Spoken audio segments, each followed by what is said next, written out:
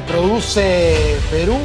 Y vamos a hablar, Stephanie, de un tema muy importante. Es muy importante porque hay mucha conflictividad social en nuestro país y eso, se quiera o no, termina entorpeciendo el desarrollo, por ejemplo, de las inversiones, que son tan importantes, sobre todo para las regiones. Totalmente de acuerdo. Durante los últimos años hemos visto muchos conflictos sociales justamente en regiones y zonas importantes que además son productoras de diferentes actividades productivas. No solamente minería tiene conflictos sociales, sino también el lado de energía, el lado de petróleo, extracción petrolera, que también se tiene como actividad en nuestro país. Entonces yo creo que esta situación es muy importante de revisarla con especialistas, porque este punto es el que impide que grandes proyectos de envergadura beneficien a grandes poblaciones en nuestras regiones, ¿no? Entonces por eso tenemos un invitado. Millonarios. Millonarios, ¿no? por parados favor. Durante años y décadas. Luis Soré, experto justamente en resolución de conflictos, nos acompaña aquí en el programa para ver si es posible, en alguno de los casos o en todos, desatar esos nudos. Totalmente de acuerdo. Vamos a presentar a Luis Soré. Él además ha sido exsecretario de Gestión de Conflictos de la Presidencia del Consejo de Ministros y él además tiene muchísima experiencia justamente en este punto del que vamos a desarrollar en este momento. ¿Cómo estás, Luis? Muchísimas gracias por acompañarnos el día de hoy. Gracias, Stephanie. Gracias, Juan Carlos, por tenernos. Durante mucho tiempo hemos venido siempre escuchando cómo es que al interior de nuestro país se han generado muchos conflictos sociales en diferentes actividades productivas, pero muy poco se sabe de cómo se resuelven estos conflictos y cuál es el impacto real respecto de la inversión, gran inversión, pequeña inversión, en general inversión. ¿Cuál es tu mirada al respecto en este momento que entramos en un nuevo gobierno, que tenemos más, vamos a querer más inversión, desarrollo, crecimiento? Y Stephanie, Luis, ¿qué les parece si vemos un informe que tenemos preparado para entrar en materia y luego vamos con la respuesta? Con la respuesta. Que queda pendiente. Excelente. Vamos con el informe, por favor. El Perú es un mendigo sentado en un banco de oro, sentenció Antonio Raimondi, y cuánta razón tenía. Aquí se discute todos los días quién administra la casa mientras el techo sigue goteando. Según la Defensoría del Pueblo, el país registra alrededor de 190 conflictos sociales activos. Y aunque hay de todo tipo, los conflictos vinculados a las actividades extractivas, especialmente la minería, siguen siendo los más frecuentes y cada cierto tiempo la historia se repite. Bloqueos de carreteras, enfrentamientos, paralizaciones de operaciones y millonarias pérdidas. Y cuando se habla de proyectos detenidos, dos nombres aparecen de inmediato: Tía María y Conga. Tía María en Arequipa representa una inversión cercana de los 1.400 millones de dólares y miles de empleos durante su construcción y operación. Conga en Cajamarca supone una inversión superior a los 4.800 millones de dólares y decenas de miles de puestos de trabajo directos e indirectos. Juntos suman más de 6.000 millones de dólares que siguen esperando una decisión definitiva. Pero el problema no siempre está bajo tierra. Muchos especialistas sostienen que la conflictividad nace cuando el Estado llega tarde o simplemente no llega. Comunidades sin agua, sin carreteras, sin postas médicas y sin obras terminan viendo a la empresa como la única autoridad presente. Y cuando los gobiernos locales reciben recursos, pero la corrupción o la mala gestión impiden que esos beneficios se transformen en servicios, la frustración encuentra un blanco visible: la empresa. Claro que también existe una preocupación legítima: el temor a la contaminación ambiental, el uso del agua y a los impactos sobre la agricultura ha estado presente en muchos de estos conflictos. Y aquí aparece una paradoja muy peruana. Mientras los proyectos formales enfrentan fiscalización, protestas y controles permanentes, miles de operadores mineros ilegales e informales avanzan sin licencia social, sin estándares ambientales y muchas veces bajo control de economías criminales. Al final, la pregunta sigue siendo la misma: ¿el Perú tiene demasiada minería o ausencia de Estado? Porque después de décadas de conflicto, la riqueza sigue bajo tierra y la pobreza sobre ella. Y no. Luis, a ver, hemos visto el informe y yo te había dejado algunas preguntas antes de irnos a ver el informe. Muchas gracias otra vez por la invitación, y el reporte, el informe, sí presenta una realidad como es. Todos los países en el mundo quieren recibir inversiones. Y también hay preocupaciones locales sobre posibles impactos.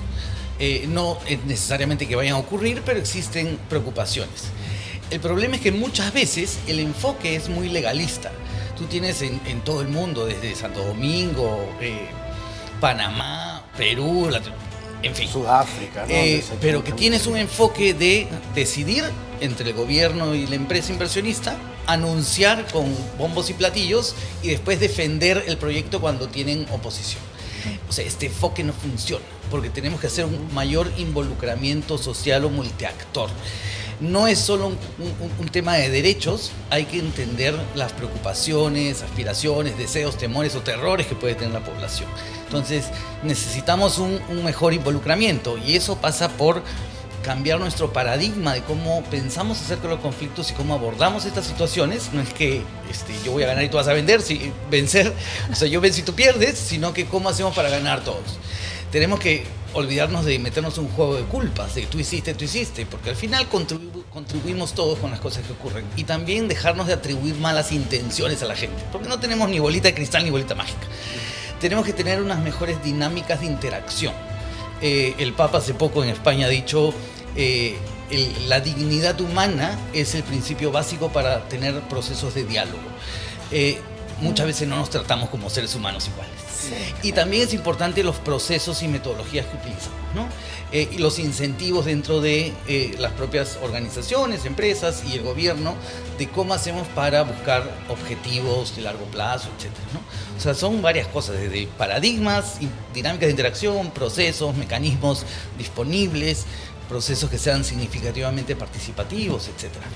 Muchas veces, y hay algunos ejemplos de éxito, incluso con inversiones peruanas en el extranjero, me refiero a Industria San Miguel, donde lo que se ha hecho primero es llegar y preguntar, ¿qué necesitas? Y yo te lo doy. Y te lo doy de verdad. Y luego ya yo me asiento y gano a esa población hacia mi lado, incluso contra algunos vaivenes políticos, y es la población la que incluso defiende a la empresa. Esa idea creo que se aplica poco en el país, ¿no? Hace tiempo salió este tema de los fondos sociales con la intención de vamos a hacer inversiones y después venimos con los proyectos. Si alguien va a una comunidad, a una población a decirte vamos a dar X, Y, Z, la gente va a decir ya, feliz te lo recibo. Pero si bien es cierto hay que hablar de los impactos positivos, de los beneficios, primero hay que abordar las preocupaciones que puede tener la población, porque si dices te voy a traer tu colegio, tu hospital, qué lindo, sí, pues, pero yo creo que me voy a morir con tu inversión que va a venir, entonces ¿qué me sirve el colegio y el hospital? Claro, o sea, primero hay que abordar las preocupaciones, uno tiene que venir a explicar esto es lo que me gustaría hacer, esta es mi intención, esto es lo que deseo hacer, así es como me quiero involucrar con la población, podemos generar algún... Que además son legítimas, ¿no? Porque las industrias extractivas, hay que decirlo, han cambiado mucho. Hoy son limpias, antes no lo eran, ¿no? Correcto, sí, o sea, claro, hay pasivos del pasado. Desde el pasado, que como dicen, el Oroya, pero ¿no? han dejado esto y ahora van a venir así. O sea, hay que tener esa oportunidad de, primero hay que escuchar para empezar a generar confianza, y las personas cuando se sienten escuchadas va a decir, sí le importa lo que estoy diciendo, entonces te voy a contar más, ¿no? Y ahí, cuando uno se siente escuchado, se le destapan las orejas y empieza a escuchar. ¿Cuáles son? A ver, en nuestro país ahorita tenemos muchos proyectos que están esperando, digamos, esta licencia social para que empiecen a producir, y algunos cuantos que también están, digamos, que en proceso de ver si es que son rentables, si son productivas y demás. Pero, cuáles son los proyectos que han generado mayor conflicto social, digamos, que han generado las trabas más grandes, y cuál finalmente después de esto son las grandes oportunidades que se tiene para justamente este sector, ¿no? La población. Interesante. Hay varios proyectos desde hace tiempo, ¿no? Como el proyecto Conga, como Tía María hace más de 10 años, que parece que ya está por salir, voy a empezar la construcción. O sea, han habido muchos proyectos que se han detenido o se han suspendido en su exploración, ejecución por temores. Hay nuevos proyectos, pero yo espero que sean mejor las cosas. En el último, o hace unos gobiernos de transición, tuve oportunidad de estar en la Subsecretaría de Gestión Social y Diálogo de la PCM, y estuvimos yo y 3 colegas más, que era la primera vez que esta oficina tenía mediadores profesionales, y dejamos metodologías, procesos, lineamientos, pero al final no se aplican. O sea, metodología existe, procesos existe, pero tenemos que alinearnos tanto a nivel interno del gobierno como dentro de las empresas. Tenemos que tener un mayor alineamiento para tener mejor capacidad organizacional de negociación e involucramiento. No es solo mandemos a unos cuantos a un taller para mejorar nuestras habilidades de negociación. O sea, es institucional. ¿Qué tanto influye que el Estado, en la mayoría del territorio nacional, esté ausente? Y que finalmente, ausente en servicios, ausente en proyectos, ausente en infraestructura, no haya Estado, y que finalmente esa empresa que tímidamente quiere entrar se convierte en ese Estado. Hacer el rol del Estado. Porque, claro, queremos, y eso lo conversábamos en la entrevista anterior, queremos un Estado chico, pero potente, ¿no? Que esté allí. Interesante lo que mencionas, porque muchas veces las personas dicen, el Estado no ha estado, ¿ok? Pero es más paradójico, ¿no? Para apuntarla. Sí, claro, más o menos verdad, porque las municipalidades son Estado, los gobiernos regionales son Estado, claro. Y la policía también es Estado, y la policía está en todo el Perú. O sea, y insisto con el problema de falta de capacidad organizacional o institucional de involucramiento, relacionamiento, articulación, porque gobierno central, poder ejecutivo, no conversa tan bien con el gobierno regional y no conversa tan bien con las municipalidades rurales, urbanas, que tenemos muchísimas. O están peleados, sencillamente. Claro, o sea, nos falta mucha capacidad de poder trabajar juntos y abordar los problemas, retos y desafíos conjuntamente. Tengo una pregunta que me parece muy válida acerca de cómo es que se han ido tratando los conflictos sociales hasta el momento. Y es que desde la PCM o la Dirección de Conflictos Sociales no ha sido muy eficiente, siento, hasta este momento. Y hay un terreno que han ganado las ONGs que se han involucrado en actividades como minería o, por ejemplo, actividades petroleras, que sí tenemos petróleo en nuestro país, actividad extractiva. Entonces, ¿cuál es el reto en ese sentido? En quitarles ese terreno que han tomado las ONGs de una manera negativa, entiendo, bloqueando y politizando la situación y enardeciendo a la población, y por eso es que tenemos conga no va, agua sí, oro no. Entonces, estas frases que finalmente han calado políticamente y socialmente. Y como todo en las viñas del Señor, tenemos buenos, bonitos, malos y feos, ¿no? O sea, hay ONGs buenas y otras no tan buenas. Los que no son tan buenos sí han hecho un buen trabajo en comunicación y el temor, o sea, moverle las tripas y el miedo a la gente es más fácil que mover las emociones de esperanza. Y sí, yo he visto situaciones donde se va y se aterroriza, te muestran PPTs de la vaca está pelada, ensangrentada, y eso va a ser la compañía. O sea, te asustan. Claro, y como trabajan solas porque no hay una contrapartida que te diga eso no es verdad. Exacto. Tengo un amigo que dice, hay que quitarle la bandera de la comunicación a los chicos malos. La narrativa, ¿no? La narrativa que han desarrollado durante todo ese tiempo, que es muy negativa en realidad. Sí, y bien mencionabas que o sea, la PCM tiene la Secretaría de Gestión Social y Diálogo, la Defensoría del Pueblo existe, casi todos los ministerios tienen una oficina de gestión social o de diálogo. Y cada uno de ellos es competente para hacer las cosas que les corresponden en su sector. En teoría, la Secretaría de Gestión Social y Diálogo solo interviene en conflictos que pueden atentar la gobernabilidad democrática del país.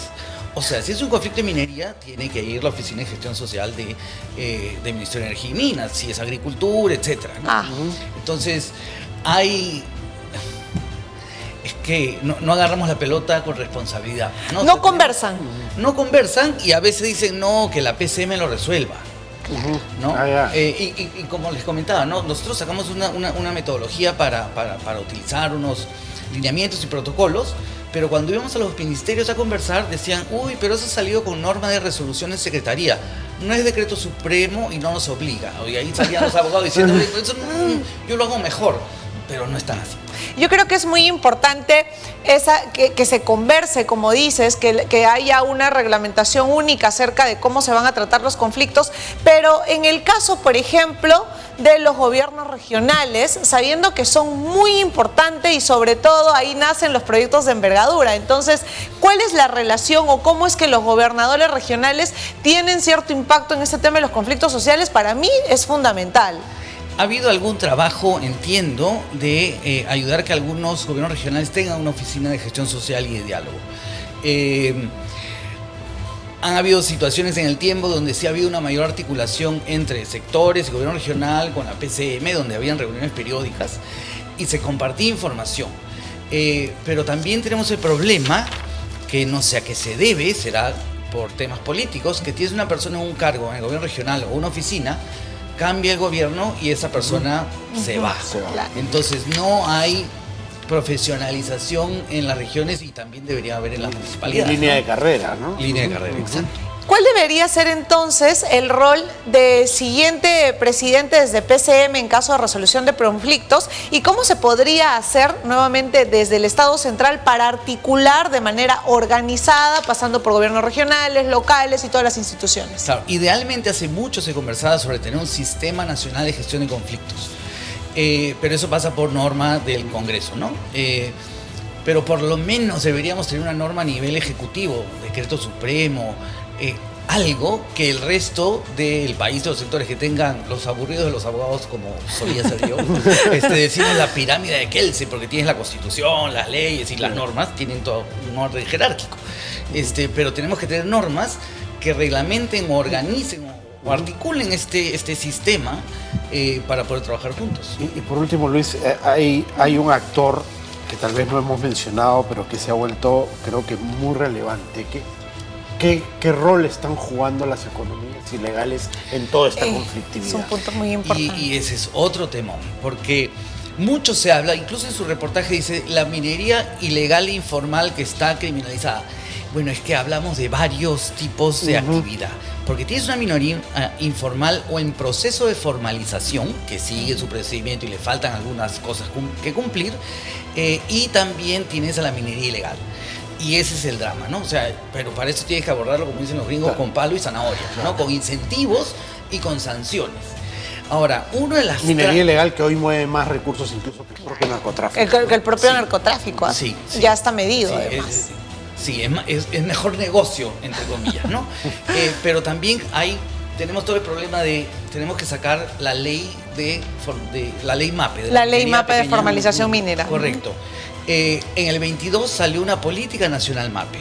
Y en esta política nacional, que tuve oportunidad de participar facilitando estos espacios con varios actores locales, una de las cosas que se normó, que se dijo tiene que sacarse esta norma, es hacer el protocolo de intermediación para facilitar los acuerdos entre el titular de la concesión y el pequeño minero, porque uno de los problemas o las trabas más grandes es que al pequeño minero que quiere hacer actividad en una concesión, no le dan el permiso. No te voy a dar título, contrato de explotación y voy a esperar que el plazo de reinfo termine para que te vuelvas ilegal y te sacamos de ahí, ¿no? Exacto. Entonces, pero sí hay formas de colaborar y generar valor juntos. Totalmente de acuerdo. Quiero agradecerte, Luis, el día de hoy por hablarnos en realidad con un gran resumen acerca de los conflictos sociales. Yo creo que este es un punto fundamental al que todos debemos ir atendiendo y en el mediano y largo plazo trabajar desde el gobierno central para que esto se pueda resolver. Muchísimas gracias. Que tengas una gran... Es nuestro programa inicial, ¿ah? Felicitaciones. Muchas gracias. Y muchísimas gracias por la invitación. Muchas gracias. Gracias, Luis. Y llegamos así al final de Produce Perú, de este primer capítulo. Va a haber